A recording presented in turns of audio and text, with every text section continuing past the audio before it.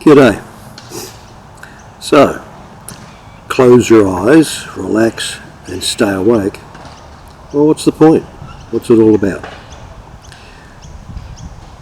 You're seeking the most natural state. Now, I'm not offering any philosophy. In fact, I'm doing my hardest to avoid dragging philosophy into this. When you compare what other systems are about, there's always some belief attached to it. And it's questionable whether any of these beliefs are real or not. As I've discussed in a previous video about Buddhism, that's kind of hijacked these days, the idea that you can get off the wheel of samsara. Well, is there samsara and can you get off it? There are other practices, yoga. Everybody's hoping to raise their kundalini. Well, look, as far as that's concerned, I think probably there is such a thing as kundalini, but damn few people ever experience it.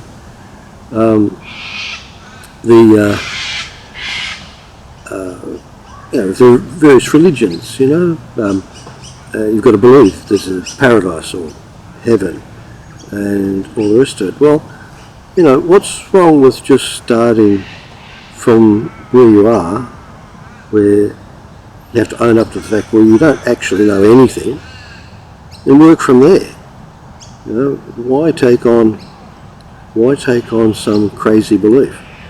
Now, most of the systems out there, when you analyse them, they're all about dissatisfaction. They're all about, I want to be bigger or better or more, or I want to be something else, or I want to get out of here. Right? Underlying that is, basically, I don't like it. Right? Now, what you're doing if you just decide, well, let's just do some self-investigation and let's be relaxed about it, and let's be alert enough to notice anything if there's something to see, which is essentially all I'm offering here. Very straightforward, uncomplicated, actually. Well, you're looking to see, well, what's the most natural condition I can be in? Now, when you go through history, anybody who's read any history at all, it's just full of killing and mayhem and destruction and envy, and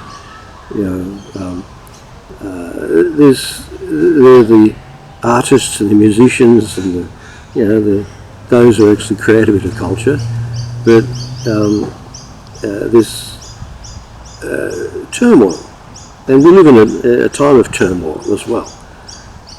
And it's easy to understand, well, I'm pretty dissatisfied. Well, I would argue that nearly all of us have been driven away from our natural state. We've never really experienced, except maybe in the first few days of life, we've never really been in a natural state, an undisturbed state. We're surrounded by disturbed individuals. Most of us don't have happy childhoods. Some people are born into war and conflict, and that's all they ever know. It'd be a miracle for people to actually maintain their natural state under all these pressures. And you see the way our society is going in the West. We're headed towards fantasy land. People want to have alternate lives in a virtual reality. Well, there's a good reason to be dissatisfied and want to, invent some other world that we could live in that is better and happier, whether it's this life or the afterlife. All right. Well, let's just assume that you can recapture the natural state. Well, how would you go about that if that was your aim? Well, you look for any kind of disturbance within yourself. And that's where the relaxed part of the technique comes in. Because you want to see your own eternal state, that's why you close your eyes. You want to maximise your perception, eternal perception. And staying awake, well, you want to be alert to it. If you really want to find something, you keep your attention. Look, you don't let your attention dissipate. So that's what I'm on about here. Now, something needs to be said about some of the altered states that people get.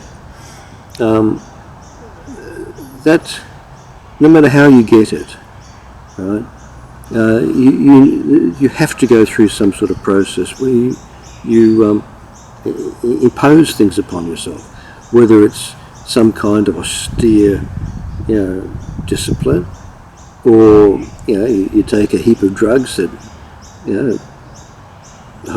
make you hallucinate.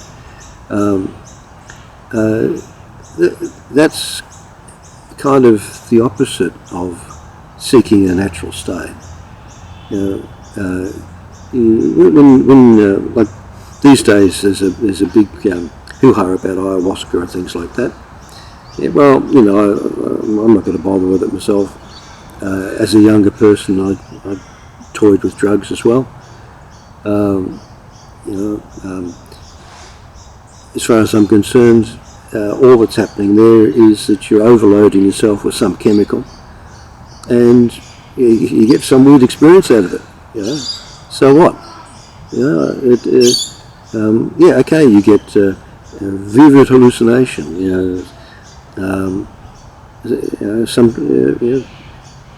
There could be something interesting outcomes from that. You might expand your imagination a little bit. You might start to consider different ways to look at the world than just the way you have been. But the drug passes out of your system. The body does its best to get rid of it, right, and bring you back to homeostasis. Now, experience is not the same thing as understanding.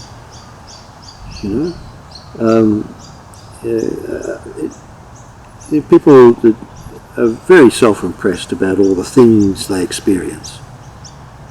But when you have a good hard look at them, they're frequently just as disturbed as anybody else in their own way.